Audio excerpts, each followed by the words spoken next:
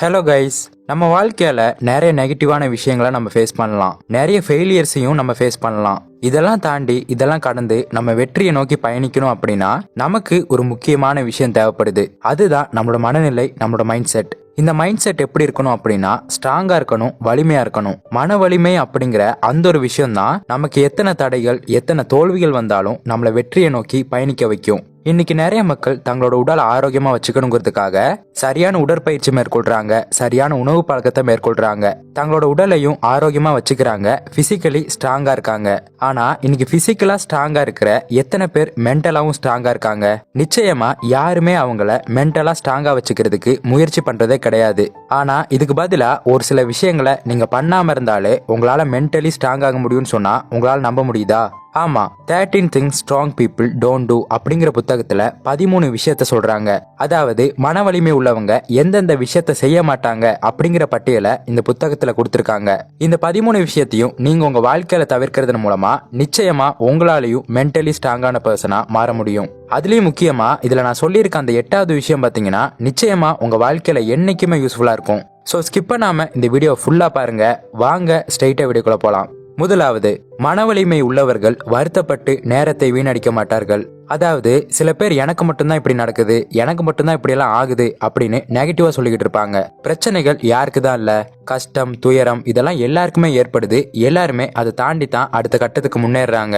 So நீங்க புத்திசாலியா இருந்தீங்கன்னா எனக்கு மட்டும்தான் இப்படி நடக்குது அப்படின்னு புலம்பாதீங்க. வாழ்க்கை சில நேரங்கள்ல நமக்கு ஆப்போசிட்டா செயல்படலாம். நம்மள எந்த விதமான செயலையும் செய்ய விடாம அடிச்சு உட்கார வைக்கிற அளவுக்கு சூழ்நிலைகளை நம்ம கொடுக்கும். ஆனா மன வலிமை உள்ளவங்க அந்த ஒரு விஷயத்தோட நின்ற மாட்டாங்க. அவங்களுக்கு வரக்கூடிய பிரச்சனைகளை அவங்களுக்கு சாதகமா பயன்படுத்திக்கிட்டு அடுத்து என்னன்னு அடுத்த விஷயத்தை நோக்கி அவங்க பயணிக்க ஆரம்பிப்பாங்க. சோ நீங்களும் மன வலிமை உள்ளவரா மாறணும்னு நினைச்சீங்கன்னா உங்க நேரத்தை வருத்தப்பட்டு வீணடிக்காதீங்க. அடுத்து 2வது, மன வலிமை உள்ளவர்கள் தேவையில்லாமல் உணர்ச்சி வசப்பட மாட்டார்கள். அதாவது அவங்க வாழ்க்கையோட கண்ட்ரோலை மத்தவங்க கிட்ட கொடுக்க மாட்டாங்க. நான் இவ்வளவு கோவப்பட்டதுக்கு அவன் தான் காரணம், நான் இவ்வளவு எமோஷன் ஆனதுக்கு இவன் தான் காரணம் அப்படின்னு மத்தவங்க மேல பழி போட மாட்டாங்க. அவங்களோட உணர்வுகளுக்கு அவங்க தான் பொறுப்பேற்றுக்குவாங்க. அதே நேரம் புத்திசாலிங்க தான் எங்க எமோஷன் ஆகணும், எங்க கோவப்படணுங்கிற கண்ட்ரோலை அவங்க கிட்ட தான் வச்சிருப்பாங்களே தவிர மத்தவங்களை டிசைட் பண்ண விட மாட்டாங்க. சோ உங்க வாழ்க்கையில எல்லா விஷயங்களுக்குமே உணர்ச்சி வசப்படாம இடம், பொருள், ஏவல் இது எல்லாத்தையுமே புரிஞ்சுக்கிட்டு செயல்படுங்க. அடுத்து 3வது, மன வலிமை உள்ளவர்கள் மாற்றத்தை ஏற்றுக்கொள்வதற்கும் மாறுவதற்கும் தயங்க மாட்டார்கள். புத்திசாலிங்க எப்பவுமே மாற்றத்துக்கு தயாரா இருப்பாங்க. புது புது விஷயங்களை கத்துக்கிறதுக்கும் புது புது விஷயங்களுக்கு தங்களை அப்டேட் பண்ணிக்கவும் கூச்சப்படவும் மாட்டாங்க, வெக்கப்படவும் மாட்டாங்க. சோ மாற்றம் ஒன்றே மாறாததுங்கிறத புரிஞ்சுக்கிட்டு மாற்றத்தை ஏத்துக்கோங்க. அடுத்து 4வது, மன வலிமை உள்ளவர்கள் தன்னால் கட்டுப்படுத்த முடியாதவற்றில் கவனம் செலுத்த மாட்டார்கள். நம்ம லைஃப்ல 2 விதமான விஷயம் இருக்கு. ஒன்னு நம்மளால கண்ட்ரோல் பண்ண முடிஞ்ச விஷயங்கள், இன்னொன்னு நம்மளால கண்ட்ரோல் பண்ண முடியாத விஷயங்கள். சில பேர் நம்ம கருப்பா பிறந்துட்டோமே அப்படின்னு நினைச்சு வருத்தப்படுவாங்க. சில பேர் நம்ம உயரமா இல்லையே அப்படின்னு நினைச்சு வருத்தப்படுவாங்க. ஆனா புத்திசாலிங்க இதெல்லாம் நம்ம கண்ட்ரோல்லே இல்ல, இதை நினைச்சு நம்ம ஏன் வருத்தப்படணும்? கருப்பா இருந்து சாதிச்ச எத்தனையோ பேர் இருக்காங்க, உயரம் இல்லாம சாதிச்ச எத்தனையோ பேர் இருக்காங்க. சோ அவங்கள மாதிரியே நம்மளாலையும் சாதிக்க முடியும் அப்படின்னு நினைப்பாங்க. இன்னும் சில பேர் பாத்தீங்கன்னா அவன் ஏன் இப்படி நடந்துக்கிறான், இவன் ஏன் அப்படி நடந்துக்கிறான், அவன் மாறணும் இவன் மாறணும்னு மத்தவங்க மாறணும்னு நினைப்பாங்க. அவங்க எப்படி நடந்துக்கணுங்கிறது நம்ம கண்ட்ரோல்லயே இல்லாத விஷயம். அதை நினைச்சு நம்ம ஏன் வருத்தப்படணும்? சோ உங்களால கண்ட்ரோல் பண்ண முடியாத விஷயங்களை நினைச்சு நீங்க கவலைப்படக்கூடாது. உங்களால என்ன கண்ட்ரோல் பண்ண முடியுமோ அந்த விஷயத்துல மட்டும்தான் நீங்க உங்க கவனம் செலுத்தணும். அடுத்து 5வது, எல்லோரையும் சந்தோஷப்படுத்தும் நோக்கில் மற்றவர்களுக்காக வாழ மாட்டார்கள். சில பேர் பாத்தீங்கன்னா மத்தவங்களுக்காகவே வாழ்ந்துகிட்டு இருப்பாங்க.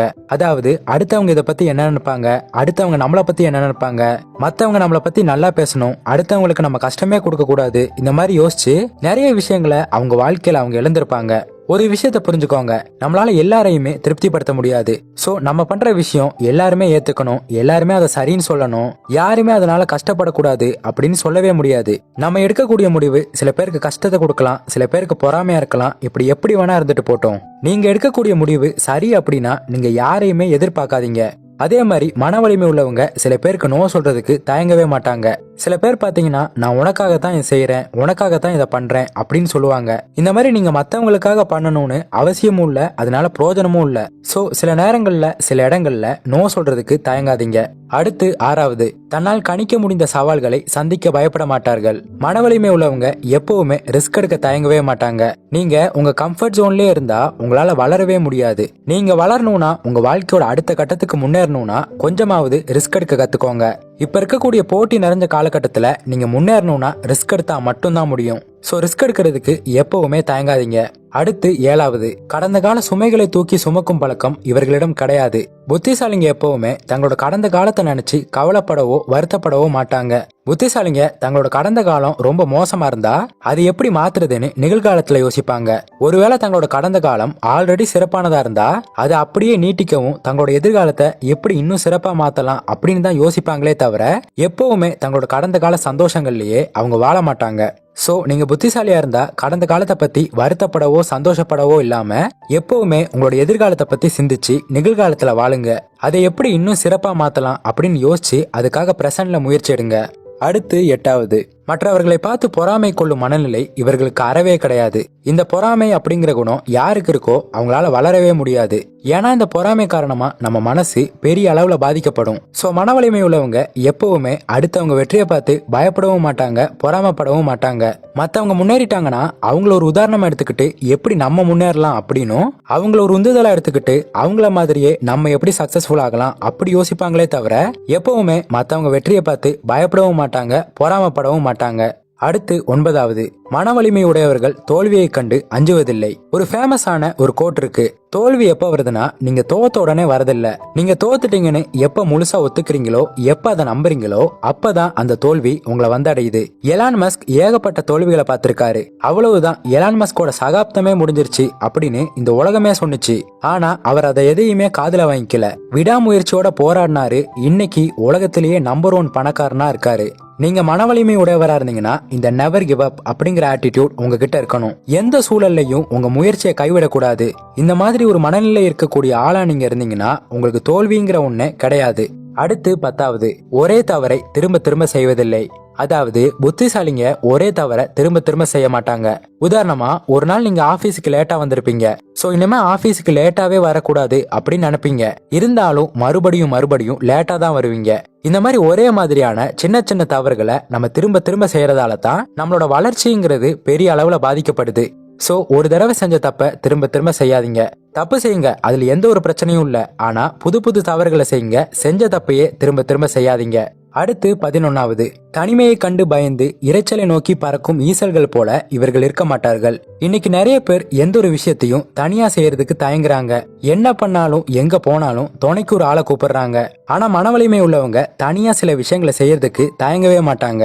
நீங்க தனியா ஒரு சில விஷயங்களை செய்யும் போது தான் உங்க பலம் என்ன பலவீனம் என்ன அப்படிங்கிறது உங்களுக்கு தெரிய வரும். நீங்க தனியா இருக்கும் போது தான் புது சிந்தனைகள் உங்களுக்குள்ள உருவாகும். தனிமையை பார்த்து நம்ம பயப்படக்கூடாது, அந்த தனிமையை நம்ம ஏத்துக்கணும்.